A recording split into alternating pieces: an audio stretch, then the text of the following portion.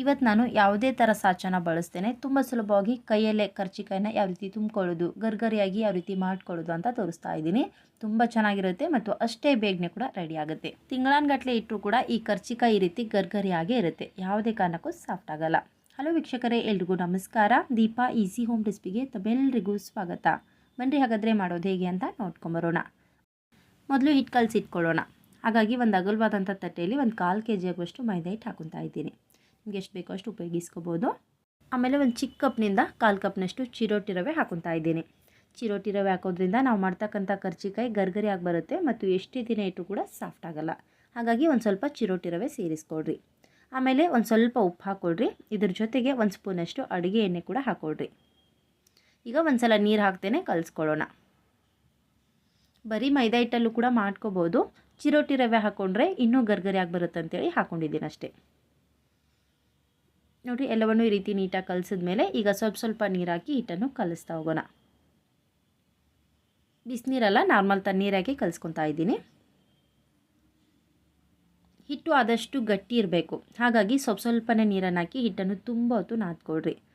ಆಗ ಹಿಟ್ಟು ಚೆನ್ನಾಗಿ ರೆಡಿ ಆಗುತ್ತೆ ಮತ್ತು ಅದರಿಂದ ಎಲೆ ಮಾಡಿದ್ರೂ ಕೂಡ ತುಂಬ ಚೆನ್ನಾಗಿ ಬರುತ್ತೆ.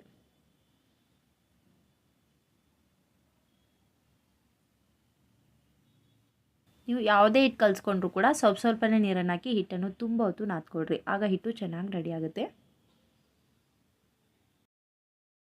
ಎಷ್ಟು ಸಾಧ್ಯ ಆಗುತ್ತೋ ಅಷ್ಟು ಹಿಟ್ಟನ್ನು ಗಟ್ಟಿಯಾಗಿಯೇ ಕಲಸಿಟ್ಕೊಳ್ರಿ. ಸಾಫ್ಟಾಗಿ ಕಲಿಸಿದ್ರೆ ಎಲೆನೂ ಅಷ್ಟು ಚೆನ್ನಾಗಿ ಬರಲ್ಲ ಮತ್ತು ಮಾಡುವಾಗ ಕೂಡ ಕೆಳಗಡೆ ಎಲ್ಲ ಅಂಟ್ಕೊಳ್ಳುತ್ತೆ. ಹಾಗಾಗಿ ಸಾಧ್ಯವಾದಷ್ಟು ಹಿಟ್ಟನ್ನು ಈ ರೀತಿ ಗಟ್ಟಿಯಾಗಿಯೇ ಕಲಸಿ ರೆಡಿ ಮಾಡ್ಕೊಳ್ರಿ. ನೋಡಿ, ಈ ರೀತಿಯಾಗಿ ಕಲಿಸ್ಕೊಂಡಿದ್ದೀನಿ. ತುಂಬ ಚೆನ್ನಾಗಿ ರೆಡಿಯಾಗಿದೆ. ಈಗ ಮೇಲ್ಮುಚ್ಚಿ ಒಂದು ಅರ್ಧ ಗಂಟೆ ನೆನೆಲಿಕ್ಕೆ ಬಿಟ್ಬಿಡೋಣ. ಇದು ನೆನೆಯಲಿ ಅಷ್ಟರಲ್ಲಿ ಈ ಕಡೆ ಶೇಂಗಾನ ಹುರಿದಿಟ್ಕೊಳ್ಳೋಣ. ಈ ಕಡೆ ಸ್ಟವ್ನ ಆನ್ ಮಾಡಿ ಒಂದು ಪಾತ್ರೆ ಬಿಸಿ ಮಲ್ಕಿ ಇಟ್ಕೊಂಡಿದ್ದೀನಿ. ಈಗ ಇದರಲ್ಲಿ 1 kg ಆಗುವಷ್ಟು ಕಡಲೆ ಬೀಜ ಅಥವಾ ಶೇಂಗಾ ಕಾಳು ಹಾಕೊತಾ ಇದ್ದೀನಿ. ಈಗ ಮೀಡಿಯಮ್ ಫ್ಲೇಮ್ನಲ್ಲಿ ಚೆನ್ನಾಗಿ ಹುರ್ಕೊಳ್ಳೋಣ.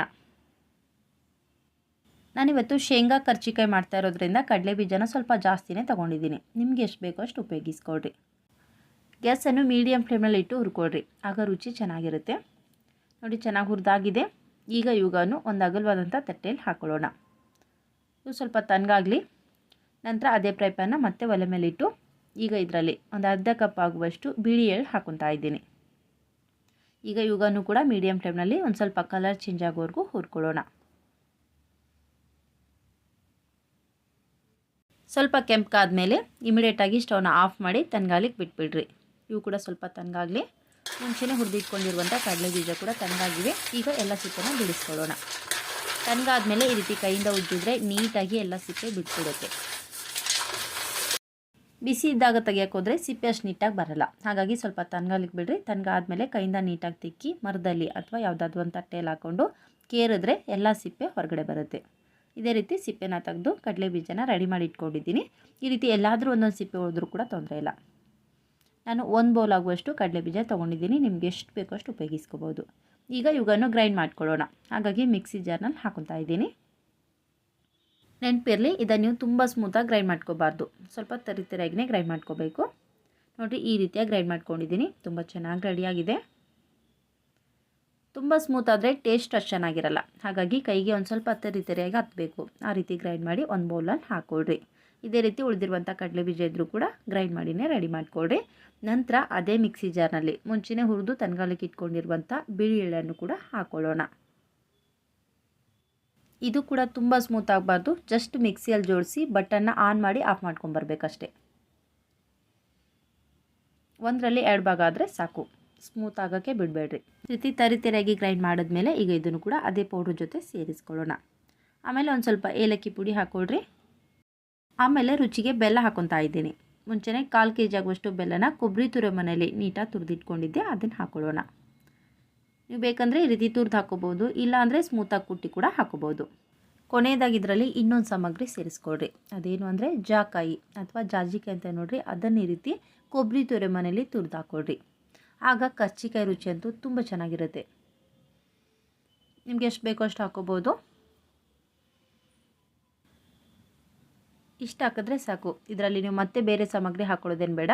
ಈಗ ಎಲ್ಲವನ್ನು ನೀಟಾಗಿ ಕಲಿಸ್ಕೊಳ್ಳೋಣ.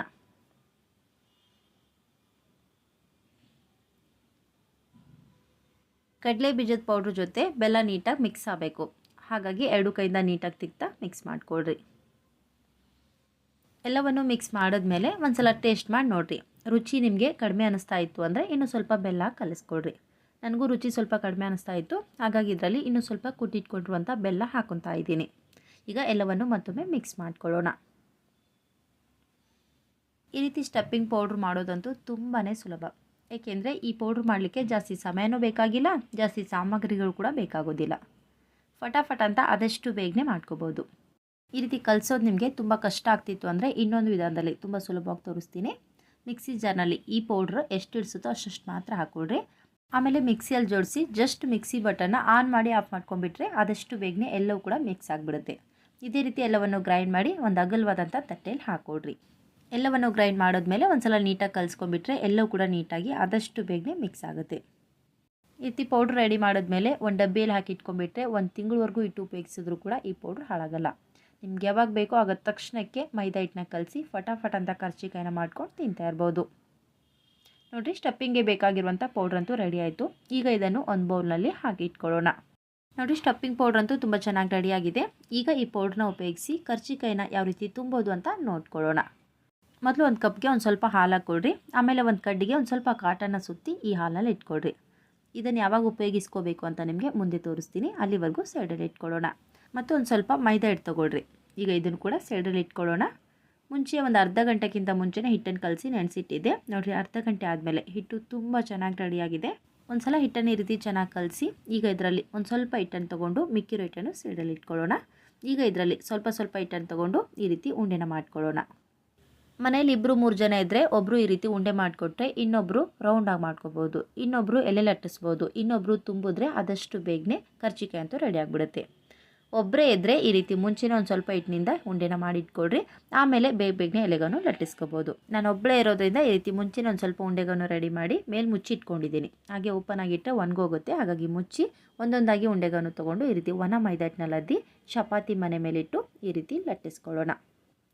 ಈ ಕರ್ಜಿಕಾಯಿಗೆ ಬೇಕಾಗಿರುವಂಥ ಎಲೆ ವಿಳೆದೆಲೆ ಥರ ಉದ್ದಕ್ಕಿರಬೇಕು ಮತ್ತು ತೆಳ್ಳಗಿರಬೇಕು. ಆಗ ನೋಡಲಿಕ್ಕೂ ಚೆನ್ನಾಗಿರುತ್ತೆ ಮತ್ತು ಕ್ರಿಸ್ಪಿಯಾಗಿರುತ್ತೆ. ನೋಡಿ, ಈ ರೀತಿ ಉದ್ದಕ್ಕೆ ಮಾಡ್ಕೊಂಡಿದ್ದೀನಿ. ಈಗ ಇದನ್ನು ಒಂದು ತಟ್ಟೆಯಲ್ಲಿ ಹಾಕ್ಕೊಳ್ಳೋಣ. ಇದೇ ರೀತಿ ಒಂದು ಸ್ವಲ್ಪ ಎಲೆಗಳನ್ನು ಮಾಡಿ ರೆಡಿ ಮಾಡ್ಕೊಂಬಿಡ್ರಿ. ಎಲೆ ರೆಡಿ ಆದರೆ ಬೇಗನೆ ನಾವು ತುಂಬ್ಕೋಬೋದು. ಈಗ ಯಾವ ರೀತಿ ತುಂಬೋದು ಅಂತ ನೋಡ್ಕೊಳ್ಳೋಣ. ಮೊದಲು ರೆಡಿ ಮಾಡಿ ಇಟ್ಕೊಂಡಿರುವಂಥ ಎಲೆಯನ್ನು ಅಂಗೈ ಮೇಲೆ ಹಾಕಿ ಅದ್ರ ಮಧ್ಯದಲ್ಲಿ ರೆಡಿ ಮಾಡಿರುವಂಥ ಸ್ಟಫಿಂಗ್ ಪೌಡ್ರು ಎಷ್ಟು ಇಡಿಸುತ್ತೋ ಅಷ್ಟು ಮಾತ್ರ ಹಾಕ್ಕೊಳ್ರಿ. ಆಮೇಲೆ ಒಂದು ಕಪ್ನಲ್ಲಿ ಹಾಲು, ಒಂದು ಕಡ್ಡಿ ತೊಗೊಂಡಿದ್ನಲ್ವ, ಆ ಕಡ್ಡಿ ಸಹಾಯದಿಂದ ಹಾಲನ್ನು ಸೈಡಲ್ಲಿ ಈ ರೀತಿ ಲೈಟಾಗಿ ಹಚ್ಕೋಬೇಕು. ಜಾಸ್ತಿ ಹಚ್ಚಿದ್ರೆ ಎಲೆ ಅರ್ಧೋಗುತ್ತೆ. ಹಾಗಾಗಿ ಲೈಟಾಗಿ ಹಚ್ಚಿ ನಿಧಾನವಾಗಿ 2 ಸೈಡಿಂದ ಈ ರೀತಿ ಕ್ಲೋಸ್ ಮಾಡ್ತಾ ಹೋಗ್ರಿ.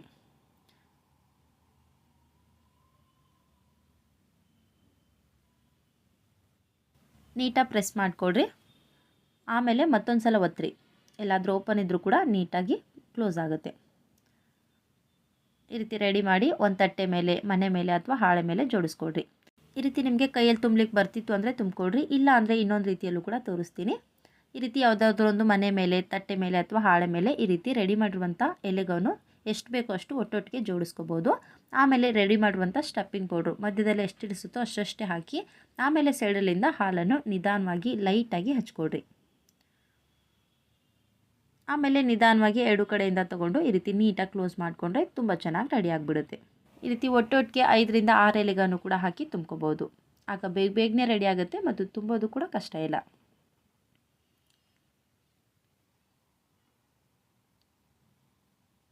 ಈ ರೀತಿ ರೆಡಿ ಮಾಡಿದ್ಮೇಲೆ ಮತ್ತೊಮ್ಮೆ ನೀವು ಪ್ರೆಸ್ ಮಾಡಲೇಬೇಕು. ಯಾಕೆಂದರೆ ಎಲ್ಲಾದರೂ ಓಪನ್ ಇದ್ದರೂ ಕೂಡ ನೀಟಾಗಿ ಕ್ಲೋಸ್ ಆಗುತ್ತೆ. ನೀವು ನೀಟಾಗಿ ಪ್ರೆಸ್ ಮಾಡ್ಕೊಳ್ಳಿಲ್ಲ ಅಂದರೆ ಎಣ್ಣೆಯಲ್ಲಿ ಬಿಟ್ಟಾಗ ಓಪನ್ ಆಗಿಬಿಡುತ್ತೆ. ಆಗ ಎಣ್ಣೆ ಎಲ್ಲ ಹಾಳಾಗುತ್ತೆ. ಹಾಗಾಗಿ ನೀಟಾಗಿ ಪ್ರೆಸ್ ಮಾಡಿ ಈ ರೀತಿ ಒಂದ್ರ ಪಕ್ಕ ಒಂದು ನೀಟಾಗಿ ಜೋಡಿಸ್ಕೊಡ್ರಿ. ಈ ರೀತಿ ಜೋಡಿಸಿಟ್ರೆ ಒಣಗೋಗೋದಿಲ್ಲ ಮತ್ತು ಅಂಟೋದು ಇಲ್ಲ. ಹಾಗಾಗಿ ಇದೇ ರೀತಿ ಒಂದು ಸ್ವಲ್ಪ ರೆಡಿ ಮಾಡಿ ಇಟ್ಕೊಂಬಿಡ್ರಿ. ಮುಂಚೆ ಈ ರೀತಿ ಒಂದು 20ರಿಂದ 25 ರೆಡಿ ಮಾಡಿ ಇಟ್ಕೊಂಬಿಟ್ರೆ ಎಣ್ಣೆ ಬಿಸಿ ಆದಮೇಲೆ ನೀವು ಬೇಗನೆ ಫ್ರೈ ಮಾಡ್ಕೋಬೋದು. ಈಗ ಯಾವ ರೀತಿ ಫ್ರೈ ಮಾಡೋದು ಅಂತ ನೋಡ್ಕೊಳ್ಳೋಣ. ಮೊದಲು ಸ್ಟವ್ನ ಆನ್ ಮಾಡಿ ಒಂದು ಕಡಾಯಿ ಇಟ್ಟು ಅದರಲ್ಲಿ ಒಂದು ಸ್ವಲ್ಪ ಎಣ್ಣೆನ ಹಾಕಿ ಬಿಸಿ ಆಗ್ಲಿಕ್ಕೆ ಬಿಡ್ತಾ ಇದ್ದೀನಿ. ಎಣ್ಣೆ ಬಿಸಿಯಾಗಿದೆ ಇಲ್ವಂತ ಮೊದಲು ಸ್ವಲ್ಪ ಹಿಟ್ಟು ಹಾಕಿ ಚೆಕ್ ಮಾಡ್ಕೊಳ್ಳೋಣ. ಎಣ್ಣೆಯಲ್ಲಿ ಈ ರೀತಿ ಹಿಟ್ಟು ಹಾಕಿದ್ಮೇಲೆ ತಕ್ಷಣ ಈ ರೀತಿ ಮೇಲೆ ಬಂದರೆ ಎಣ್ಣೆ ಚೆನ್ನಾಗಿ ಬಿಸಿಯಾಗಿದೆ ಅಂತ ಅರ್ಥ. ಎಣ್ಣೆ ಈ ರೀತಿ ಚೆನ್ನಾಗಿ ಬಿಸಿ ಆದಮೇಲೆ ಈಗ ಇದರಲ್ಲಿ ರೆಡಿ ಮಾಡಿ ಇಟ್ಕೊಂಡಿರೋದನ್ನು ಒಂದೊಂದಾಗಿ ನಿಧಾನವಾಗಿ ಬಿಡ್ತಾ ಹೋಗೋಣ. ಎಣ್ಣೆಯಲ್ಲಿ ಎಷ್ಟು ಇಡಿಸುತ್ತೋ ಅಷ್ಟು ಮಾತ್ರ ಬಿಡ್ರಿ.